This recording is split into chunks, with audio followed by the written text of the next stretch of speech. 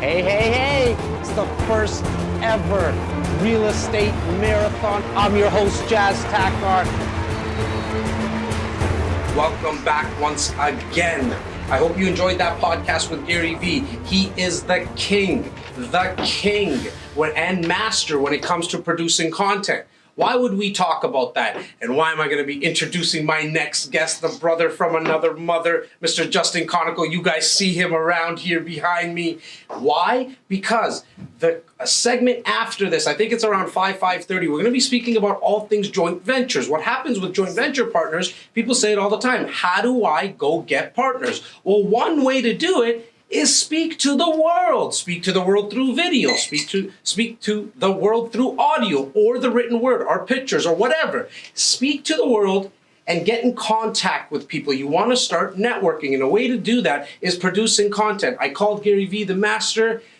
I think the guy that's coming behind me is the up-and-coming master at creating content. I like to think I'm pretty good at it, but the guy behind me is amazing. And his team from Prime Brokerage, he does service the London real estate market. He's my go-to guy. He's REC Canada's go-to guy. Going back to what Tyler Walburn was speaking about, the REC Real Estate Concierge Services. If you ask somebody about, hey, can I get in touch with somebody in the London real estate market? There's no one other than this gentleman right here. It's Mr. Justin Konikow. How you doing, brother? I'm good, Jazzy. Thank you for having me. I appreciate you so much because you took the drive in from London. I asked you, and this has been kind of something that I've been saying a lot today, that I sent out a text message, the team sent out the text message to our speakers, and everyone just showed up. But you drove in from London today, and I really appreciate that, my man.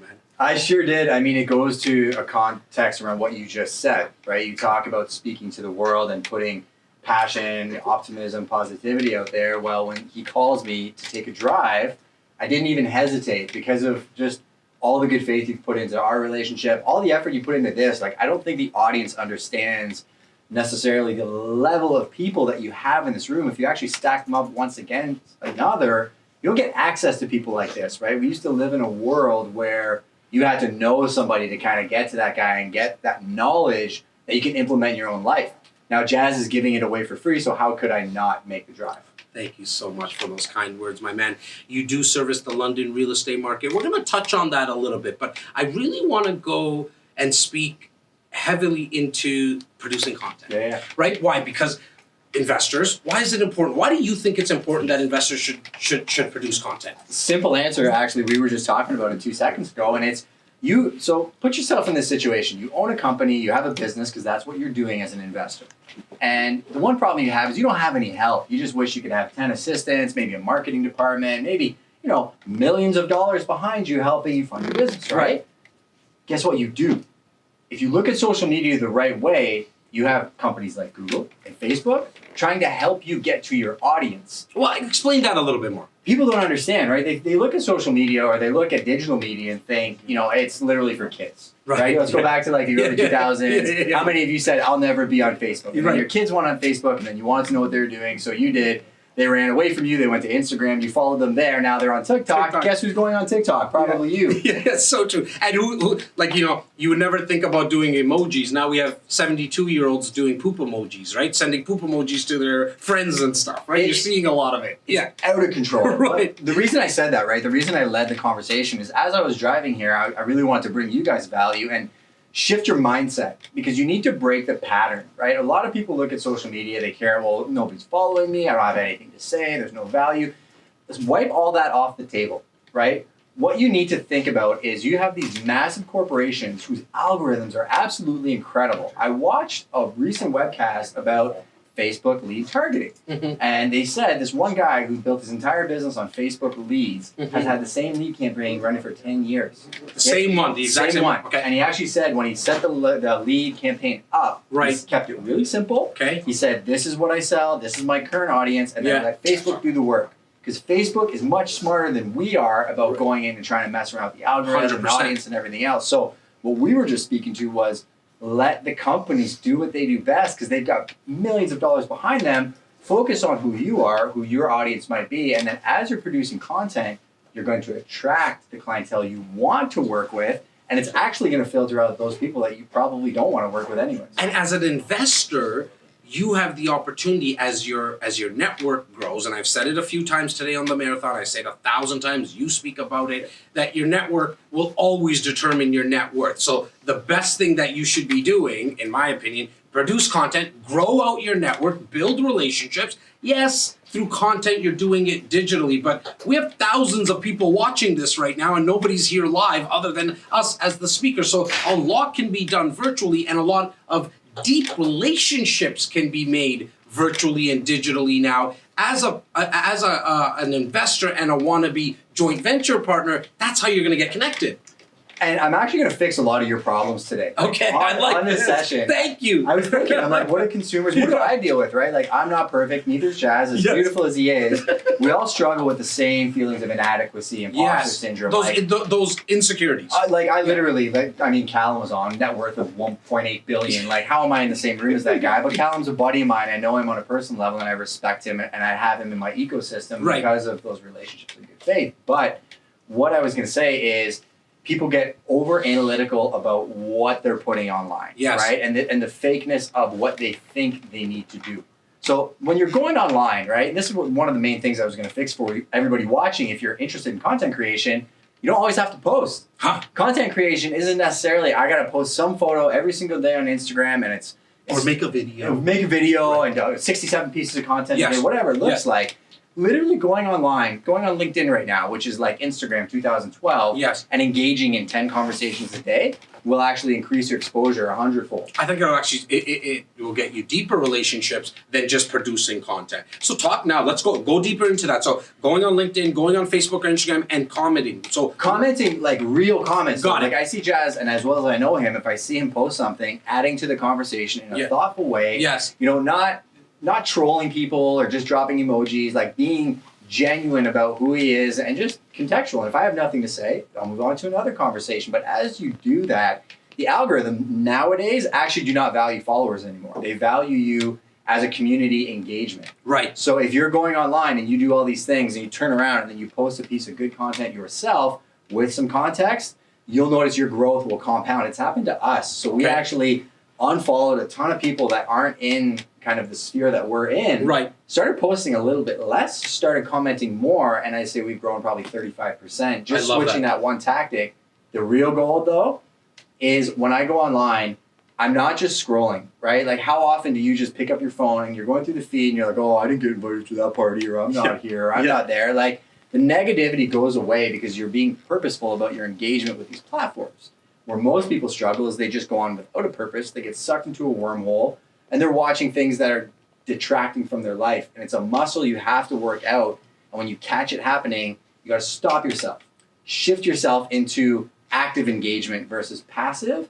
And you'll notice over time that attrition will grow and compound like you can't imagine. And going back, this is all about building relationships. This is not about building out your social media platforms and profiles. Like, great, that might be the byproduct of what happens, but I want you to focus on building relationships. And what we said earlier, Justin, you're gonna love this, because I said, look, take a picture of Justin and I talking now. Use the hashtag REC Marathon, and while you put that hashtag up there, go into Instagram, search that hashtag, see who everyone else, like see all the other people that are using that hashtag, and go into their comments. It fit like a glove what you're saying, Justin, that go into those comments, go into those posts, and speak about, and start commenting. And engage with people, ask questions, find out what they're doing that's working well for them, find out that didn't work well for them, so you can learn and you don't have to hit your head against the wall. What are some other ways that they can, so we spoke about engaging, commenting, all that.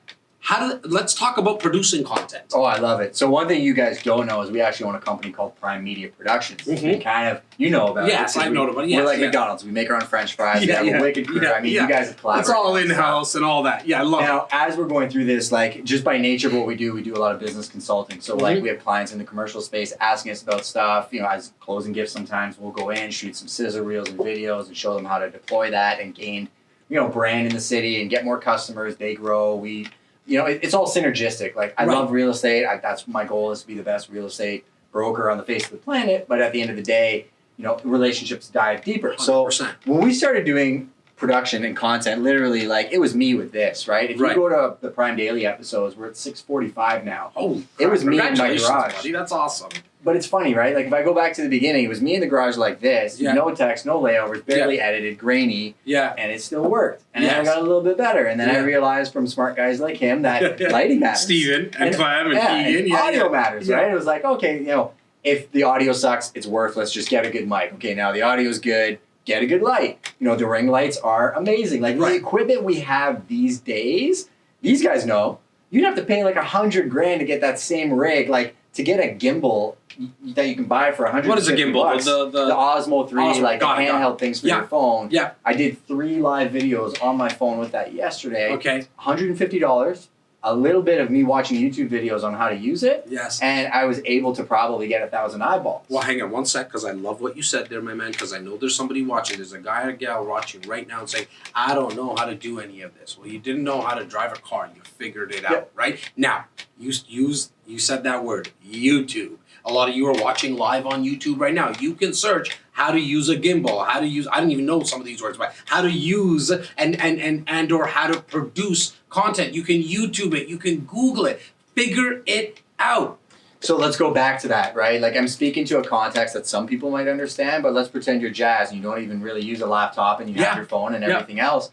Like, it's totally attainable because there's only a certain level that you need to obtain to really get good at it, right? Like, it's a skill like anything else. And it's scary to a lot of people, but if you don't try doing it, you're going to go back in 30 years and say, oh, if only I did this, right? Well, only if you invested in Amazon. Yeah, and honestly, you know what I mean? If you invested in Facebook or Google, right? And, like, if you start doing it and you hate it, stop doing it. Like, it doesn't necessarily mean that, you know, people get distracted and think, I have to do what everybody else is doing. Yes. So let's use Facebook ads, for an example. I mentioned that as a tangible example. Yeah. I don't actually recommend that for a lot of people. Right, there's a lot to it. I had a call with an agent from New Jersey, right? So, you know, she and I were talking, and she's like, I need to get really good at Facebook ads. I'm like, I'll show you the secret recipe. I'm like, we did 485 leads last year. Our conversion's $2.73. But I'm like, for you, I wouldn't spend a penny on it. Because it's not going to bring the type of leads that help you build your business. So I said, what type of business do you have? And she told me, and I'm like, you're 100% past client and referrals. I'm like, instead of you spending $150 on a Facebook ad, take a client out for dinner. Yes. Do a Popeye. Bring somebody a coffee. Like, you. Right. And that will actually give you 10 times the business that a Facebook ad campaign can. What I'm trying to say with that is people get really distracted with short-term money and thinking, well, my competition's doing this, so I have to do this. Look at Jazzy.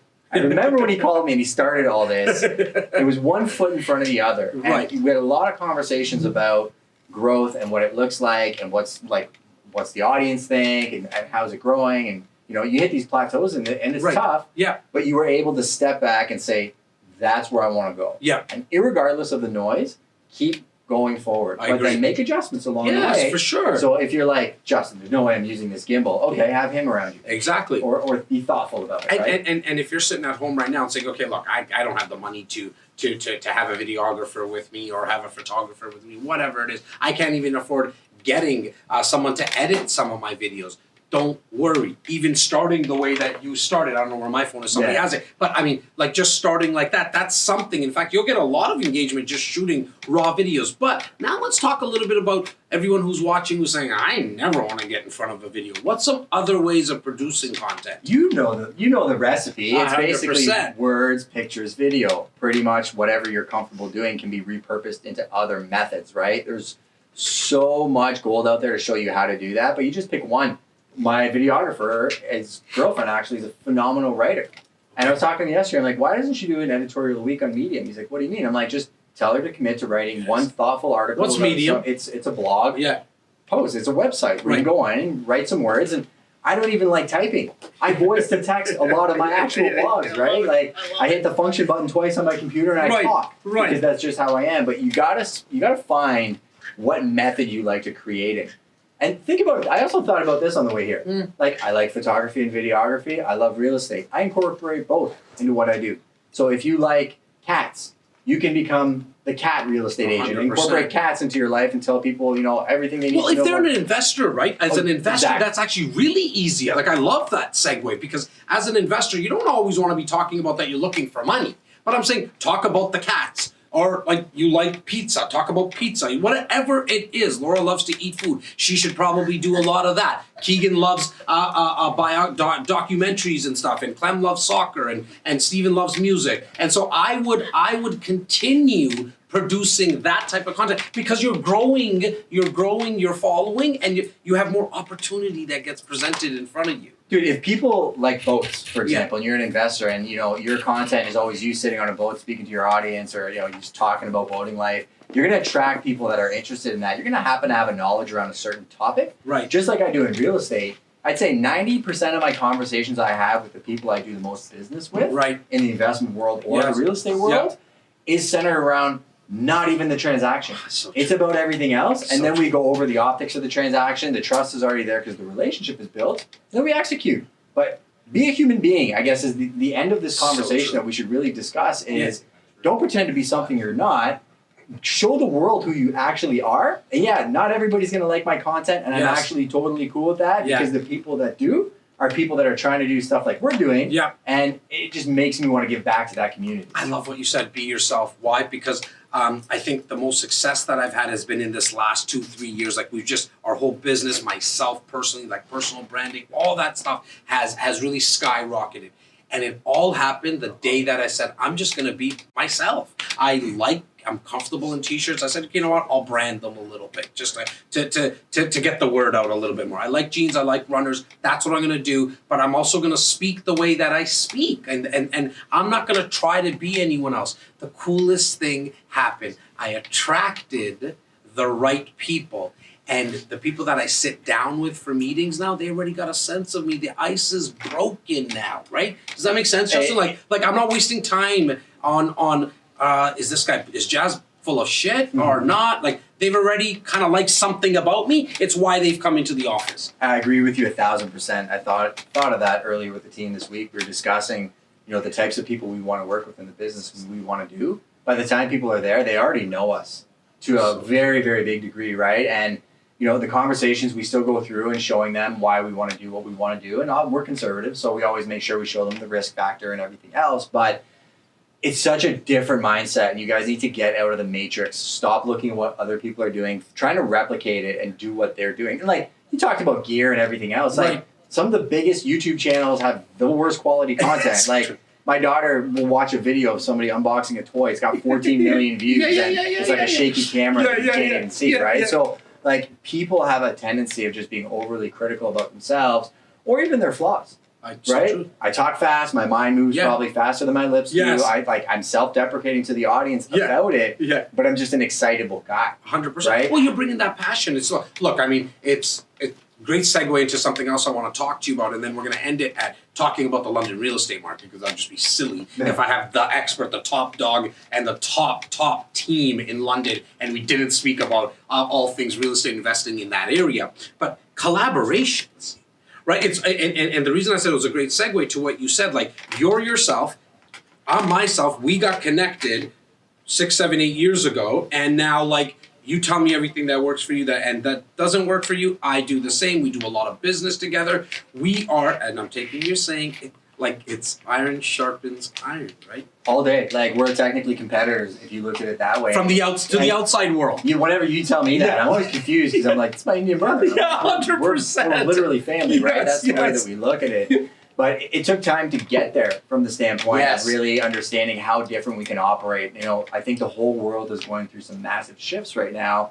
And one thing that I'm realizing is it is really going from that kind of old boys club, behind closed door, barriers to entry to the world's yours for the taking. And you can go do whatever you want to do and get it. Like even a company, the way you guys run is as a collaborative, right? Like you have some incredibly talented people. Look at this, doing what they're doing. Right. And you're not the top dog just saying like you do this and you do this 24/7. No, it's the other way around. They tell me what the heck I'm doing half the time. Like more than half the time is go here, do this, do that, right? It's all about the talent. And we used to live in a world where it was about upper management and the talent really just punched a clock and they didn't really care. Now people can have a thoughtful impact on the world around them. Think of you as the same setup as an investor.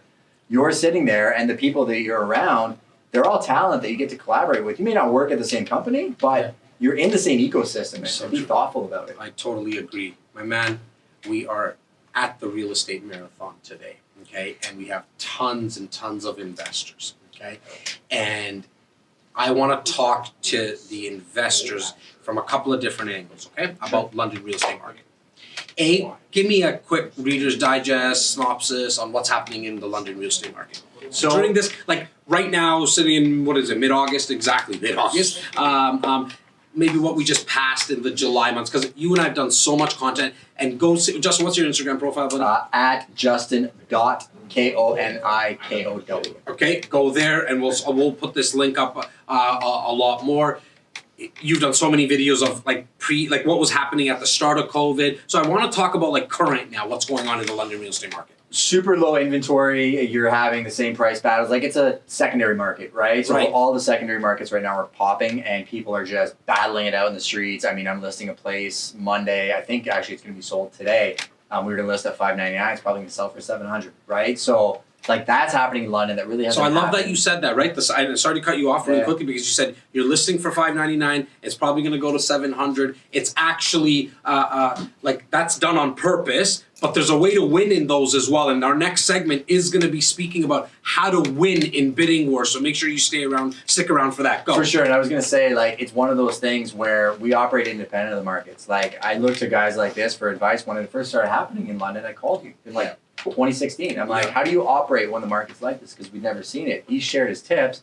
We implemented them. So I always pretend like I see kids, like you watch a 5-year-old play soccer and like a little cluster of kids and the ball goes out and everybody chases the ball. Yeah. We're on the sidelines, like we're analyzing the field, and we'll come in and you'll find these pockets where you can have a lot of success. So like I have an off-market 10plex we told you about. We're going to kick it out. Sorry, when you say pockets, you mean like geographically? No, or like no. So waves, right? So apologize. market waves. The market's like that right now. Yeah. Next week it may not be like that because L-Star puts out a stat saying it's the craziest seller's market ever. Right. Everybody lists their house. Yes. All of a sudden there's way more inventory and it's not as competitive. They don't get multiple offers. So you see this and you see this, and if you time it right, you can get there. You just got to be unemotional about it and be able to step back and not get caught up in all the hype. So you said obviously supply and demand. Just for somebody who's not, because I've heard you talk about like London and why it's a great place to invest. But there's probably some people who are like, what the heck is going on in London? Give me a couple of minutes on that. Average purchase price used to be in like 270, 300 range. We're creeping up on 500 right now. Very affordable. You can still get a really good product, and our rents are super high. So that's why it's attracting a lot of investment.